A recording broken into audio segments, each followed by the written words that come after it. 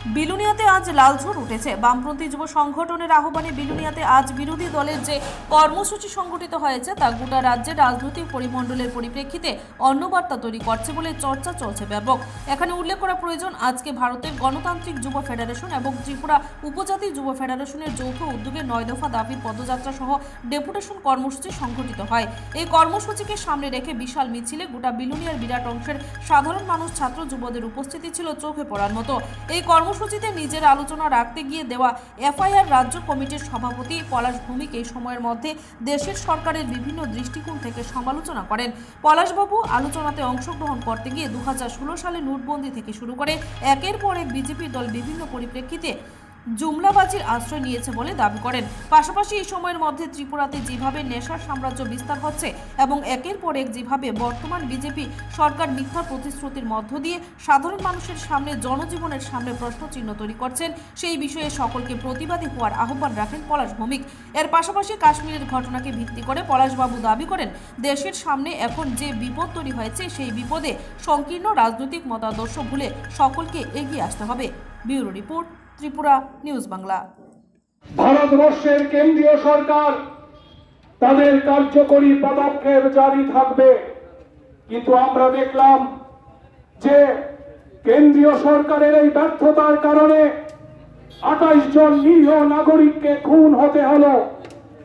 আমরা মনে করি টিওয়াইএফআই এবং টিওয়াইএফ যখন আজকে আমাদের ভারতবর্ষের ঐক্য, অখণ্ডতা এবং সার্বভৌমত্বের সামনে একটা চ্যালেঞ্জিং পরিস্থিতি তৈরি হয়েছে, তখন আমরা সংকীর্ণ রাজনীতি ভুলে গিয়ে দল মতের ঊর্ধ্বে উঠে আমাদের ভারতবর্ষকে রক্ষা করবার জন্যে, দেশ মাতৃকাকে রক্ষা করবার জন্যে আমরা এক কাট্টা হয়ে আমরা ভারতবর্ষের পতাকাকে, স্বাধীনতার পতাকাকে ঊর্ধ্বে তুলে ধরবার জন্যে আমরা সংকীর্ণ রাজনীতি ভুলে গিয়ে আমরা একজুট হয়ে আমরা ভারতবর্ষের পাশে দাঁড়াবো, দেশের সরকারের পাশে আমরা থাকবো। কিন্তু স্বাভাবিকভাবেই কতগুলো প্রশ্ন আমাদের করতে হবে। কেন নিরাপত্তা বাহিনী পর্যটকদের এই নিরাপত্তা দিতে ব্যর্থ হলো? বন্ধুগণ, আপনাদের নিশ্চয়ই মনে থাকবে 2016 সালে ভারতবর্ষের নরেন্দ্র মোদীর নেতৃত্বাধীন সরকার তারা নোটবন্দি করে ঘোষণা করেছিল যে এই নোটবন্দি আসলে সন্ত্রাসবাদের বিরুদ্ধে, সন্ত্রাসবাদকে মোকাবেলা করার প্রশ্নে এই নোটবন্দি একটি কার্যকরী পদক্ষেপ হিসাবে বিবেচিত হবে। কালো টাকা উদ্ধার হবে, সন্ত্রাসবাদীদের তৎপরতা অনেকটাই কমবে। 2016 সালে এই কথা প্রচার করা হয়েছিল। তারপর আমরা জানি সংবিধানের 370 দ্বারা কাশ্মীরের উপর থেকে তুলে নিয়ে কাশ্মীর রাজ্যটাকে ক্ষতবিক্ষত করে দেওয়া হলো এবং গোটা পৃথিবীর মানুষের সামনে, গোটা দেশের মানুষের সামনে একটা বার্তা পৌঁছে দেওয়া হলো যে কাশ্মীর সুরক্ষিত।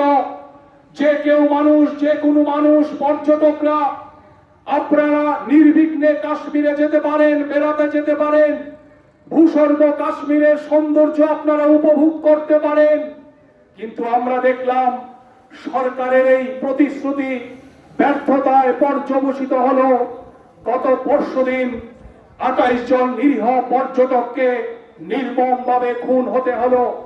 কোথায় ব্যর্থতা? কেন নিরাপত্তা বাহিনীর এই দুর্বলতা? তার জন্য কারা দায়ী? এই ঘটনার জন্য কারা দায়ী? কোথায় দুর্বলতা ছিল?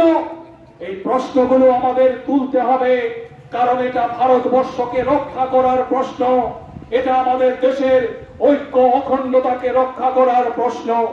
আমি আমার আলোচনার শুরুতেই গোটা দেশের মানুষের সামনে, গোটা রাজ্যের মানুষের কাছে আহ্বান করতে চাই, আসুন সবাই মিলে এই কঠিন সময়ে আমরা একজুট হয়ে দেশকে রক্ষা করবার শপথ গ্রহণ করি।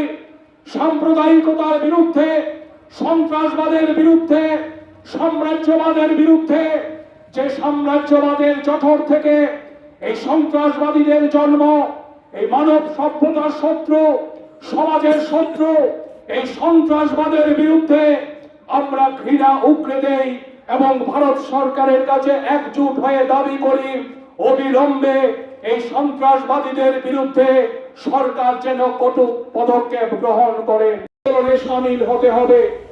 যে 3 দফা দাবিতে গোটা রাজ্য জুড়ে আজকে যুব সমাজ রাস্তায় নেমেছে, এই দাবিগুলো শুধুমাত্র বামপন্থীদের স্বার্থ রক্ষা করবার দাবি না। এই দাবিগুলো শুধুমাত্র যারা ডিওয়াইএফআই করেন, যারা লাল ঝান্ডা করেন, যারা ডিওয়াইএফআই করেন, সেই সমস্ত যুবদের স্বার্থ রক্ষা করবার দাবি না। এই দাবি হচ্ছে আমাদের ত্রিপুরা রাজ্যের 37 লক্ষ মানুষ, প্রতিটা পরিবারের তাদের স্বার্থ রক্ষা করবার দাবি। এই দাবিগুলো নিয়েই আজকে আমরা রাস্তায় নেমেছি। বন্ধুগণ, আপনারা জানেন 2018 সালের বিধানসভা নির্বাচনের আগে এই বিজেপি দলের তরফ থেকে রাজ্যের যুব সমাজের কাছে, রাজ্যবাসীর কাছে প্রতিশ্রুতি দেওয়া হয়েছিল, যদি আমাদের রাজ্যে ডাবল ইঞ্জিনের সরকার তৈরি হয়, যদি বামফ্রন্ট সরকারের পরিবর্তন করে আমাদের ত্রিপুরা রাজ্যে বিজেপি আইপিএফটির সরকার তৈরি হয়, তাহলে রাজ্যের মানুষ সমস্ত সুযোগ সুবিধা ডাবল করে পাবেন।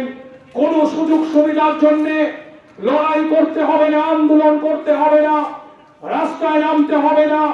সমস্ত সুযোগ সুবিধা রাজ্যের মানুষের সামনে আপনি আপ হয়ে যায়গা।